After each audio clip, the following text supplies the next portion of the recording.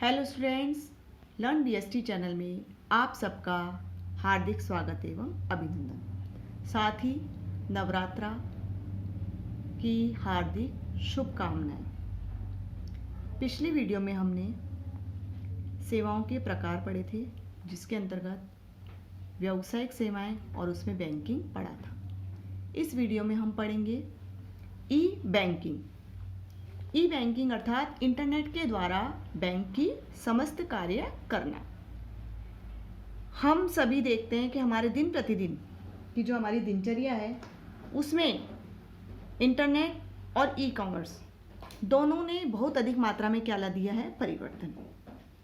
World wide web अर्थात WWW और e commerce ने दुनिया को क्या बना दिया, डिजिटल भूमंडलीय गांव के रूप में परिवर्तन कर दिया है।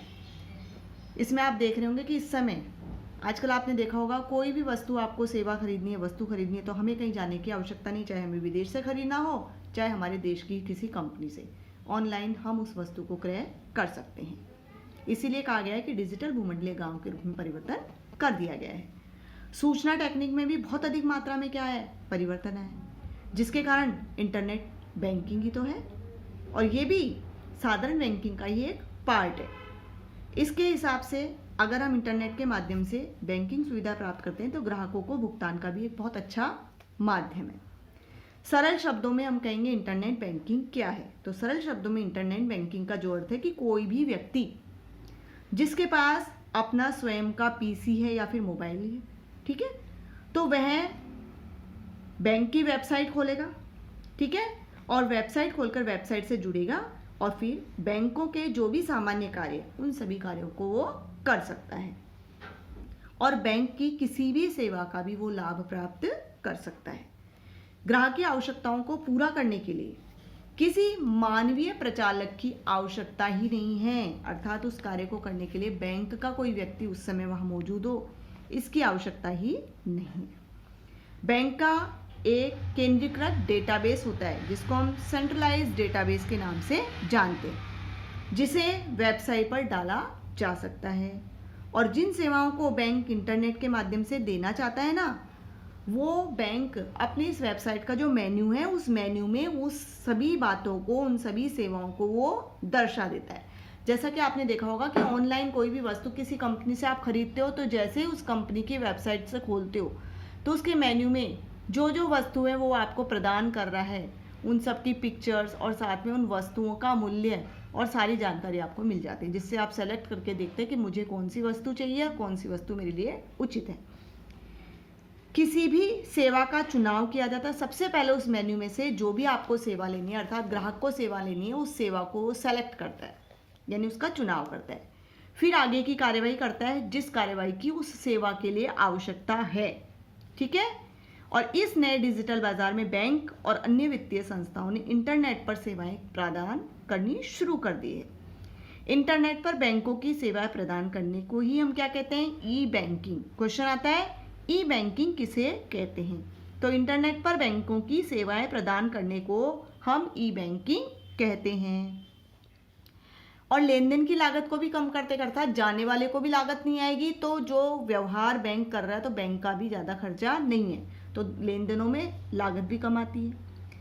बैंकों के साथ संबंध भी क्या बनते हैं, मजबूत, यानी ग्राहकों के उन बैंकों के साथ संबंध मजबूत बनते हैं जो इंटरनेट के द्वारा अपनी सेवाएं प्रदान कर रहे हैं, अर्थात ई बैंकिंग की सेवाएं भी दे रहे हैं।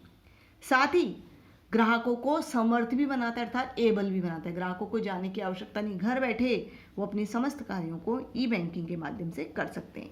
इसीलिए ई बैंकिंग को हम इलेक्ट्रॉनिक बैंकिंग के नाम से भी जानते हैं, अर्थात जिसमें इलेक्ट्रॉनिक मीडिया का क्या किया जाता है, उपयोग किया जाता है। ई बैंकिंग बैंकों द्वारा प्रदान की जाने वाली वह सेवा है, इसको आप अंडरलाइन कर सकते हैं। ई बैंकिंग क्या है, ई बैंकिंग बैंकों द्वारा प्रदान की जाने वाली वह सेवा जो ग्राहक को अपनी बचतों के प्रबंधन, खातों के निरीक्षण, ऋण के लिए आवेदन, बिलों के भुगतान, इस प्रकार की बैंक संबंधी लेन देनों को इंटरनेट पर करने की सुविधा प्रदान करता है। यदि क्वेश्चन आ जाता है कि ई बैंकिंग बैंकों द्वारा ग्राहकों को कौन कौन सी सुविधाएं दी जाती है, तो आप लिखेंगे ग्राहकों को अपने बचतों का प्रबंधन, खातों का निरीक्षण, ऋणों के लिए आवेदन, बिलों का भुगतान, इन सभी लेन देनों के लिए सुविधा प्रदान करता है, जिससे ग्राहक क्या करेगा, अपने निजी कंप्यूटर द्वारा या मोबाइल के द्वारा, फिर हाथ का कोई भी उसका पर्सनल जो पीसी है यानी हाथ के कंप्यूटर द्वारा इसका प्रयोग करता है। ई बैंकिंग जिन सेवाओं को प्रदान करता है, ठीक है, वो कौन कौन सी सेवाएं हैं, ये तो सुविधाएं थी, अब है सेवाएं। वो है एटीएम यानी स्वचालित teller machine, automatic teller machine, विक्रय बिंदु, electronic data interchange, credit card, debit card, electronic या digital broker, EFT electronic fund transfer. ये सभी सेवाएं कौन प्रदान करता है, बैंक इंटरनेट के द्वारा, ई बैंकिंग के माध्यम से। इलेक्ट्रॉनिक तरीके से बैंक ट्रांसफर के लिए दो तरीके अपनाता है। नंबर एक, यानी आपको बैंक से पैसा एक खाते से दूसरा या एक व्यक्ति से दूसरे व्यक्ति के पास भेजना है तो दो तरीकों को अपनाया जाता है। क्या क्या है, नेशनल इलेक्ट्रॉनिक फंड ट्रांसफर और दूसरा रियल टाइम ग्रॉस सेटलमेंट। अब हम पढ़ते हैं कि बैंक इंटरनेट के द्वारा कौन कौन से लेन देन यानी किस प्रकार से लेन देन किया जाता है। तो दो प्रकार के लेन देन होते हैं, वस्तुएं और सेवाएं। यानी हम इंटरनेट के द्वारा डिजिटल लेन देन दो प्रकार के कर सकते हैं, वस्तुओं का भी कर सकते हैं और सेवाओं का। अब वस्तुओं और सेवाओं में जो भी हम लेन देन अर्थात या वस्तु खरीदते हैं या सेवाएं खरीदते हैं, तो जो भी वस्तु या सेवा खरीदोगे तो आपको भुगतान करना होगा। तो भुगतान की विधि के भी दो तरीके हैं, अर्थात भुगतान की विधि के दो तरीके कौन कौन से, एक तो नकद है कैश और एक डिजिटल या गैर नकद। ठीक है, आजकल आपको पता है डिजिटल का बहुत अधिक मात्रा में चलन चल रहा है। तो डिजिटल के माध्यम से हम दो तरीके अपना सकते हैं, प्लास्टिक कार्ड और ई बैंकिंग। ई बैंकिंग जो कि हम पढ़ रहे हैं, प्लास्टिक कार्ड के तहत दो प्रकार के कार्ड जारी किए जाते हैं, एक तो डेबिट कार्ड और एक क्रेडिट कार्ड। आप सभी जानते हो डेबिट कार्ड और क्रेडिट कार्ड के बारे में भी आप लोग जानते हो। नेक्स्ट है ई बैंकिंग। ई बैंकिंग के माध्यम से दो प्रकार से होता है, तो ई बैंकिंग के द्वारा और एक यूएसएसडी के द्वारा। सबसे पहला ई बैंकिंग के द्वारा आप किस प्रकार से लेन देन कर सकते हैं, डेबिट कार्ड के द्वारा। क्रेडिट कार्ड हम सब जानते हैं कि बैंक की तो हमें डेबिट और क्रेडिट कार्ड इशू करता है ना, तो ई बैंकिंग के द्वारा डेबिट और क्रेडिट कार्ड का यूज किया जाता है। अब हम पढ़ेंगे यूएसएसडी।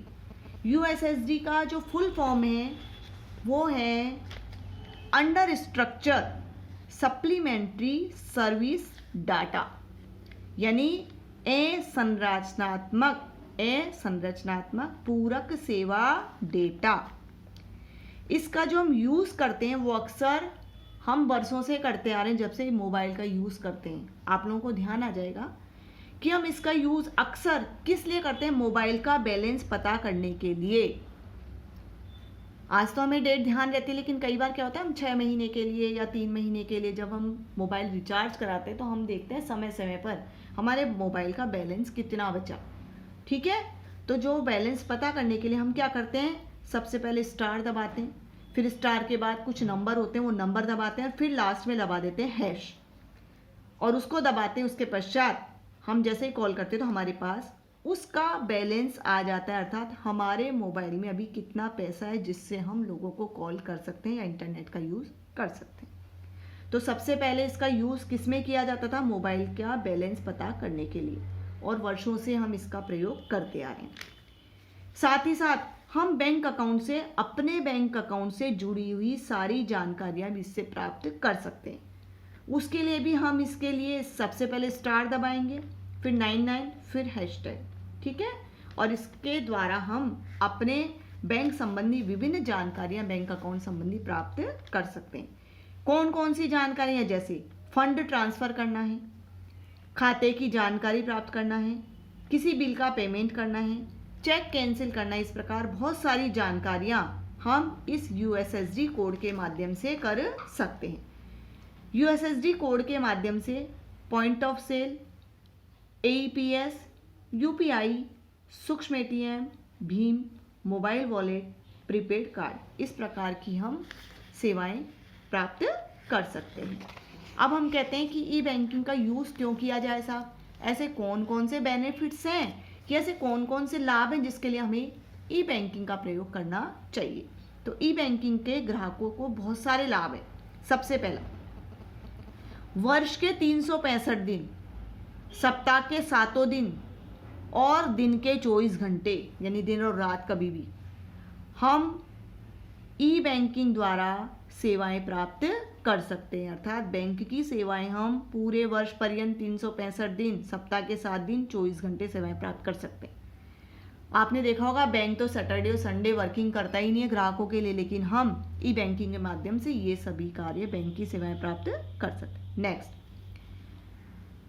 हम कुछ अनुमति प्रदत्त जो लेन देन है, ठीक है, उन लेन देनों को मोबाइल द्वारा दफ्तर, घर या फिर यात्रा के दौरान कर सकते हैं। अर्थात ग्राहक मोबाइल फोन के द्वारा कुछ अनुमति प्रदत्त लेन देनों को कर सकता है, चाहे वो दफ्तर में हो, चाहे घर में हो या यात्रा में, उसे बैंक जाने की आवश्यकता ही नहीं है।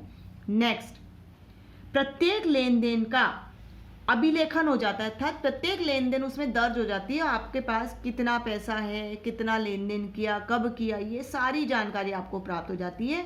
तो आपके अंदर क्या आता है, एक वित्तीय अनुशासन, फाइनेंशियल डिसिप्लिन, अर्थात आप जो भी आपके पास पैसा है उसको सोच समझकर कहाँ कहाँ खर्च करना है, किस प्रकार उसको मैनेज करना है, ये डिसिप्लिन आपके अंदर आता है। नेक्स्ट, ई बैंकिंग के द्वारा ग्राहक बहुत अधिक मात्रा में क्या हो जाता है, संतुष्ट। कैसे?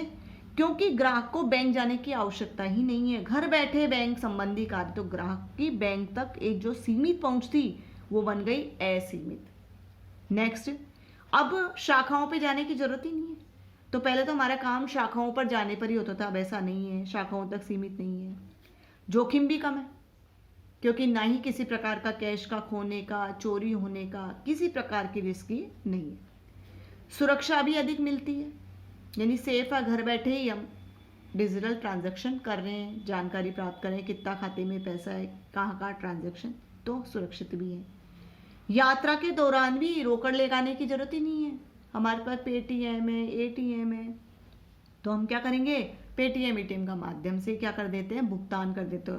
पहले हम जब भी यात्रा करते थे तो हमें कैश ले जाना पड़ता था, अब कैश की जरूरत ही नहीं है, कुछ भी कहीं से भी खरीदो, सब जगह हम ऑनलाइन पेमेंट कर सकते हैं। नेक्स्ट है ई बैंकिंग से, ये तो थे ग्राहकों को लाभ, अब बैंकों को भी तो लाभ है। क्या क्या लाभ है? ग्राहकों की प्रतियोगी शक्ति बढ़ती है, अर्थात अन्य बैंकों से कंपटीशन जो पावर है वो बढ़ता है। जो अधिक से अधिक ई बैंकिंग की सुविधाएं दे रहे हैं वो बैंक अधिक से अधिक ग्राहकों की पसंद के होते हैं, तो ग्राहक अधिक से अधिक इन पे ट्रांजैक्शन करते हैं, लेन देन करते हैं, तो प्रतियोगी शक्ति बढ़ती है। नेक्स्ट, असीमित क्रियात्मक जाल, यानी क्रियाएं पहले सीमित मात्रा में होती थी, अब असीमित है, क्योंकि अब केवल शाखाओं तक ही इनके कार्य सीमित नहीं है। यदि किसी के पास भी मॉडम है तो मॉडम से जुड़ा हुआ निजी कंप्यूटर है और इंटरनेट से जुड़ा हुआ कोई टेलीफोन है, तो ग्राहक धनराशि बैंक से निकाल सकता है ऑनलाइन। नेक्स्ट है केंद्रीकृत डेटाबेस स्थापित कर, यानी बैंक क्या करता है, अपना सेंट्रलाइज्ड डेटाबेस स्थापित कर लेता है और उसके द्वारा लेखांकन के कुछ कार्यों को करके शाखाओं का कार्यभार, यानी ब्रांचेस पर जो कार्य का जो भार था उस कार्यभार को भी काफ़ी कम किया जा सकता है। तो ई बैंकिंग का ग्राहकों को तो लाभ है ही, बेनिफिट है ही, साथ ही साथ बैंकों को भी इससे लाभ प्राप्त होता है। इसलिए आपने देखा होगा कि आजकल ई बैंकिंग का चलन दिन पे दिन बढ़ता जा रहा है, क्योंकि ये सुविधाजनक ग्राहकों के लिए भी है तो बैंकों के लिए भी है। ओके स्टूडेंट्स, इस वीडियो को ध्यान से सुनिए, समझिए, पूरा देखिए, पसंद आती है तो लाइक और शेयर कीजिए और सब्सक्राइब करना ना भूलिए। Thank you.